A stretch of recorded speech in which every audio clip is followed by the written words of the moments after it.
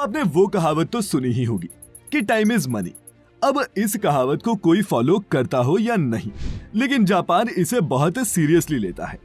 इसीलिए तो जापान का ट्रांसपोर्ट सिस्टम दुनिया के बेस्ट ट्रांसपोर्ट सिस्टम में से एक है।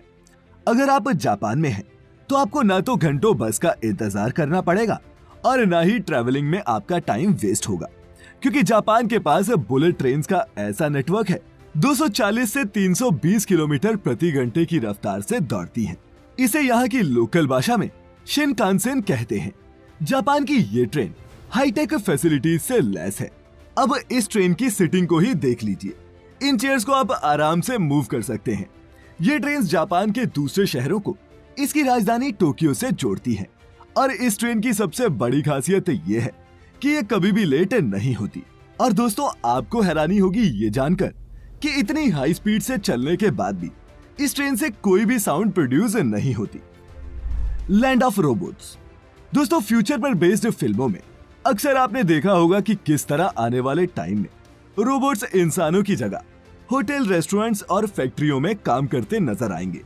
लेकिन जापान के लिए ये कोई फ्यूचर नहीं है, बल्कि प्रेजेंट है, क्योंकि जापान के ज्यादातर सेक्टर्स में अब रोबोट इंसानों की जगह काम करने लगे हैं। फिर चाहे किसी होटल में रिसेप्शनिस्ट के तौर पर हो या फिर रेस्टोरेंट में वेटर की नौकरी, आपको यहाँ हर जगह रोबोट्स नजर आएंगे। मेडिकल और स्पेस सेक्टर में भी रोबोट्स ने अब काम करना शुरू कर दिया है। कोविड-19 के दौरान जापान के हॉस्पिटल्स में पेशेंट्स की देखभाल के लिए रोबोट स्टाफ भी रखा गया था, जो मरीजों के रूटीन चेकअप से लेकर उनकी देखभाल सब करता था। यही नहीं, जापान स्पेस में भी अपने रोबोट्स बेच चुका है। साल 2013 में ही जापान ने अपना पहला रोबोट एस्ट्रोनॉट स्पेस में भेज दिया था, जिसका नाम किरोबो था। भूकंप के दौरान भी लोगों को ढूंढने और उनकी जान बचाने के लिए जापान में रोबोट्स का बहुत इस्तेमाल किया जाता है। No fat Japanese.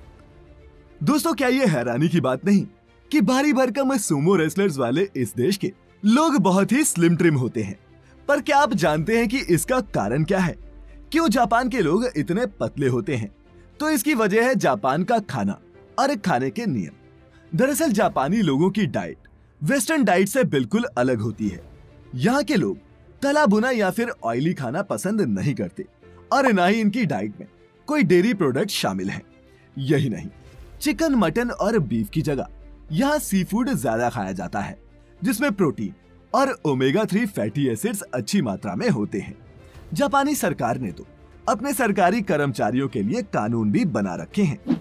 जापान के मेटाबो लॉ के मुताबिक 40 साल से ज्यादा उम्र के पुरुषों की कमर 33.5 इंच से ज्यादा और औरतों की 35.4 इंच से ज्यादा नहीं होनी चाहिए। और ये स्केल यहाँ के सरकारी कर्मचारियों का मोटापा कंट्रोल में रखने के लिए रखा गया है। और दोस्तों, जापान से unique secret for a longer and happy life उनके लाइफस्टाइल में ही छिपा है। उनके इस वे ऑफ लिविंग को बारीकी से समझने के लिए आप सुन सकते हैं कुकू एफएम पर इकिगाई नाम की ये लाइफ ट्रांसफॉर्मिंग ऑडियो बुक, जो आपको मदद करेगी इन फिगरिंग आउट कि लाइफ को पॉजिटिवली कैसे जिया जाए। कुकू एफएम पर ऐसी और भी बहुत सी लाइफ चेंजिंग ऑडियो बुक्स और पॉडकास्ट हैं, जिनका प्रीमियम एक्सेस आपके 1 महीने के मोबाइल रिचार्ज से भी सस्ता है। लेकिन फिर भी अगर आप हमारा कूपन कोड इस्तेमाल करके कुकू एफएम का प्रीमियम सब्सक्रिप्शन लेते हैं, तो आपको 20% का सीधा डिस्काउंट मिल जाएगा। और अगर आप यही सब्सक्रिप्शन 17 से 19 सितंबर के बीच लेते हैं, तो आपको मिल सकता है 50% का डिस्काउंट। दोस्तों, सारी डिटेल्स आपको डिस्क्रिप्शन बॉक्स में मिल जाएंगी। Hi-tech toilets. आपके साथ कभी हुआ है कि आप किसी टॉयलेट में गए हो और उसकी हाईफाई टेक्नोलॉजी और क्लीनिंग को देखकर चौंक गए हो?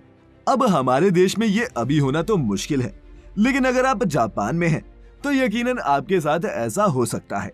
जापान जाने वाले टूरिस्ट यहाँ के टॉयलेट से काफी इंप्रेस हो जाते हैं, और वो इसलिए क्योंकि जापान जैसे मॉडर्न टेक्नोलॉजी वाले टॉयलेट्स आपको किसी भी और देश में देखने को नहीं मिलते। इन टॉयलेट्स में क्लीनिंग फैसिलिटी के साथ साथ seat heater, blood pressure, weight और यूरिन चेकर फैसिलिटी तक मौजूद होती है। इसके अलावा जापानी महिलाएं काफी शर्मीली होती हैं, जो फ्लश साउंड को कवर करते हैं। इसीलिए वुमेन टॉयलेट्स में नॉइज डिवाइसेस लगे होते हैं, जो फ्लश साउंड्स को कवर करने का काम करते हैं।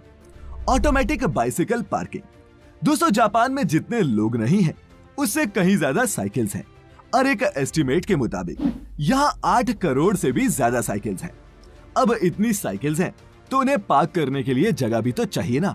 इसका भी यहाँ बड़ा ही हाईटेक सॉल्यूशन है। यह है जापान की ऑटोमेटिक अंडरग्राउंड पार्किंग। यहाँ साइकिल पार्क करने के लिए लोग मैग्नेटिक कार्ड्स का इस्तेमाल करते हैं। कोड स्कैन होने के बाद ऑटोमेटिक लिफ्ट साइकिल को अपने आप पार्किंग एरिया में ले जाती है और उसे खाली स्पेस में पार्क कर देती है। साइकिल को रिट्रीव करना भी उतना ही आसान है जितना उसे जमा करना। वहीं दोस्तों, जहां दूसरे देशों में कार खरीदने के लिए आपके पास सिर्फ बैंक बैलेंस होना चाहिए, वहीं जापान में कार खरीदने से पहले पार्किंग सर्टिफिकेट बनाना पड़ता है। जी हाँ, दरअसल स्पेस कम होने की वजह से जापान में बहुत कम पार्किंग एरियाज हैं और ये सर्टिफिकेट सबूत होता है कि कस्टमर के पास पार्किंग की जगह है, और अगर ये नहीं है तो आप यहाँ गाड़ी लेने की सोच भी नहीं सकते। Capsule hotel. दोस्तों, जापान के कैप्सूल होटल इस देश की टेक्नोलॉजी और फ्यूचरिस्टिक सोच का एक बहुत अच्छा एग्जाम्पल है।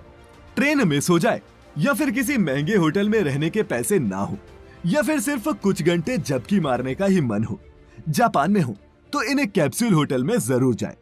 किसी कैप्सूल की तरह दिखने वाले इन होटल्स में सिर्फ बेडरूम स्पेस होता है, लेकिन ये सभी मॉडर्न फैसिलिटीज से लैस होते हैं। टीवी, लॉकर्स जैसी फैसिलिटीज के साथ साथ अटैच वॉशरूम भी होता है। Futuristic symmetries. स्पेस की कमी की वजह से जापान के कब्रिस्तान में जमीन बहुत महंगी है।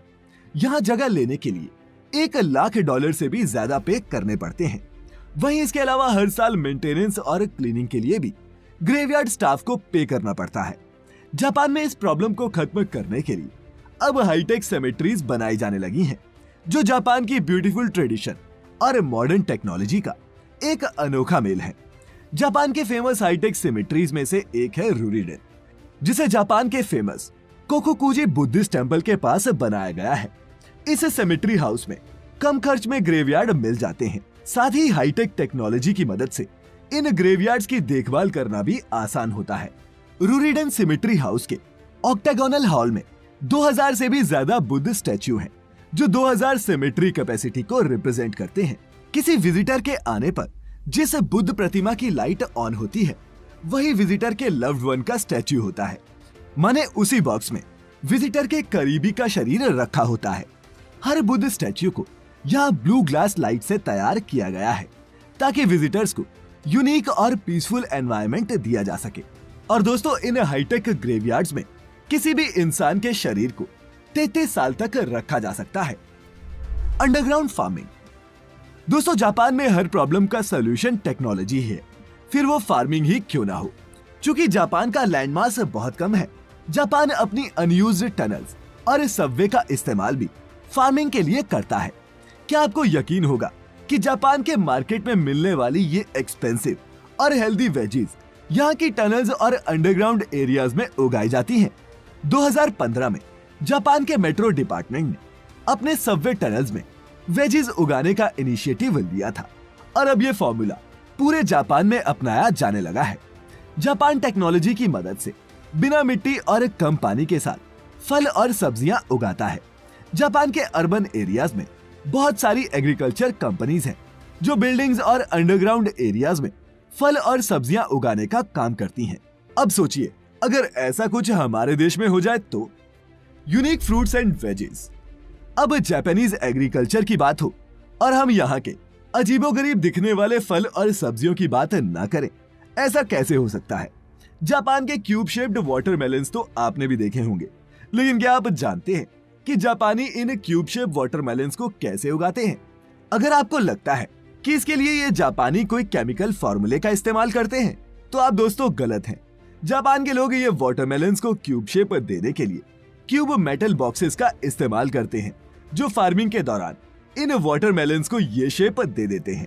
इस फॉर्मूले को 1978 में जापान के एक ग्राफिक डिजाइनर टोमोयुकी ओनो ने इन्वेंट किया था, और अब इस फॉर्मूले के दम पर यहाँ के फार्मर क्यूबिक शेप वाटरमेलन्स को रेगुलर वाटरमेलन से 3 से 4 गुना ज्यादा दामों पर बेचा जाता है। Digital girlfriends. दोस्तों, बिजी लाइफ की वजह से जापान के लड़के शादी या फिर रिलेशनशिप में आना पसंद नहीं करते, और ऐसे लड़कों के बीच जापान में डिजिटल गर्लफ्रेंड काफी पॉपुलर है। लव प्लस नाम की एक जापानी कंपनी यहाँ के मर्दों को ये सर्विस देती है। ये वर्चुअल गर्लफ्रेंड एक एनिमी कैरेक्टर होता है जो हर तरह के इमोशन को समझती है। यहाँ तक कि इनमें रोमांटिक फीचर्स भी एडेड होते हैं, जिनकी वजह से इन डिजिटल गर्लफ्रेंड्स की डिमांड और भी ज्यादा बढ़ रही है। जापानी आदमी इन वर्चुअल गर्लफ्रेंड्स को डेट करते हैं और ट्रिप पर भी लेकर जाते हैं, जहां इनकी गर्लफ्रेंड तो वर्चुअल होती है लेकिन इनका खर्चा रियल होता है। Cleanest country Japan. दोस्तों, जापान अपने नियम कानूनों को लेकर बहुत ज्यादा स्ट्रिक्ट है। कूड़े का डब्बा भर जाने के बाद अक्सर आप उसे अपने घर के बाहर रख देते हैं, ये सोचकर कि जब कूड़ा उठाने वाली गाड़ी आएगी वो अपने आप ये कूड़ा ले लेंगे। लेकिन जापान में ऐसा करना जुर्म है। जापान में आप गाड़ी के आने से पहले कूड़ा बाहर नहीं रख सकते। अगर कोई ऐसा करता है तो उसे फाइन भरना ही पड़ता है। इसके अलावा साफ सफाई की अहमियत बचपन से ही स्कूलों में किसी सब्जेक्ट की तरह पढ़ाई जाती है। आपको जानकर हैरानी होगी कि जापान के स्कूल्स की सफाई कोई सफाई कर्मचारी नहीं, बल्कि यहाँ पढ़ने वाले बच्चे खुद करते हैं। Futuristic museum. दोस्तों, हम जब भी किसी म्यूजियम में जाते हैं तो हमें वहाँ या तो हिस्टोरिकल चीजें देखने को मिलती हैं या फिर साइंटिफिक।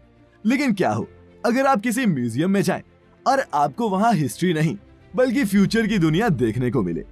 अब दुनिया के किसी और देश में ये होना पॉसिबल हो या नहीं, लेकिन अगर आप जापान में हैं तो ये बिल्कुल पॉसिबल है।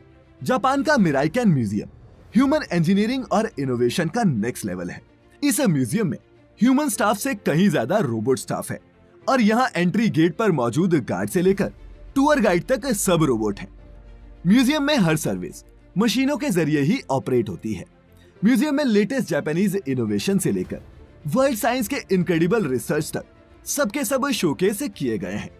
दोस्तों, ये सब देखकर क्या आपको नहीं लगता कि ये देश 2021 में नहीं बल्कि 2050 में जी रहा है? आप क्या सोचते हैं? नीचे कमेंट्स में हमारे साथ जरूर शेयर करें। मैं फिर लेकर आऊंगा ऐसी ही एक और मजेदार और इंफॉर्मेटिव वीडियो।